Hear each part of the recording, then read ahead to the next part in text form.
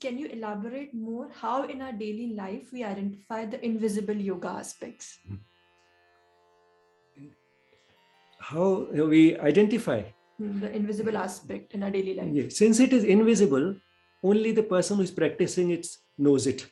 Others may realize to some extent, now this person appears happier, appears more cheerful, smiles a lot more, does better work now, the quality of the work, his work has improved. The other persons may notice some of these things. But what is really going on in your mind, the motive behind these external changes, is something which others will not know.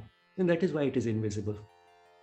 But as I said, essentially, it boils down to three main aspects of life which fills up our life: the work that we do, the attitude with which we do it. Not what we do, but the motivation behind it, the attitude with which we do it. That is what is important. And the choices that we make in the course of our work or otherwise, the level at which we make those choices, and the way we respond to the ups and downs of life.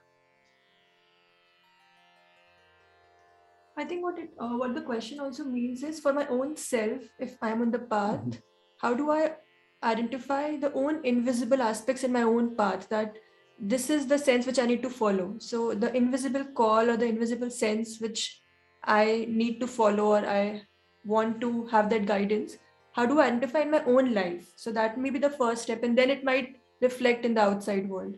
So how do in my own being I identify the invisible? That can be an extension of this question. Sure. I think that's a valuable sort of clarification as well as elaboration of the question. The way I sort of decide what invisible work my life should involve, I think involves basically those one of the important pillars of sadhana, that is aspiration, which means I should sincerely want to be on that path, to go beyond where I'm already there.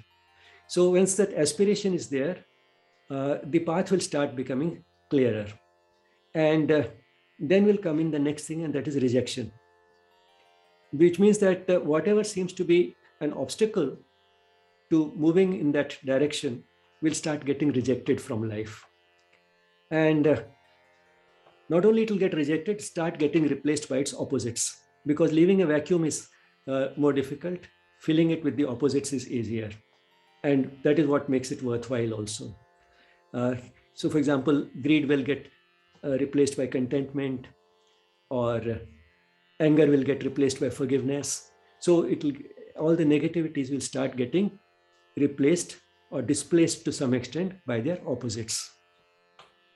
And then the person knows that something is going on within. And often the person also wants to know whether I'm only feeling something is happening, or am I really making any progress? Firstly, this question should not bother us too much. That's what the mother has said. Don't worry about the progress. She'll take care of it. You do your bit. That, of course, is the ideal. But then, being human, we sometimes do have this curiosity. Am I really progressing? Is it really helping me? Then I think one should not measure it in terms of small units of every day or every week. A person who has been on the path for a few years, he just has to sit and reflect back and see that here was a situation to which I responded like this today. How would I have done it 10 years ago? Would it have been different? Here was a situation in which 10 years ago I could have got angry. Today I didn't. So really something has happened. I have changed. So these are the type of things that will often not tell a person that, yes, I'm changing. And there has been some inner change which is now getting reflected in my outer life.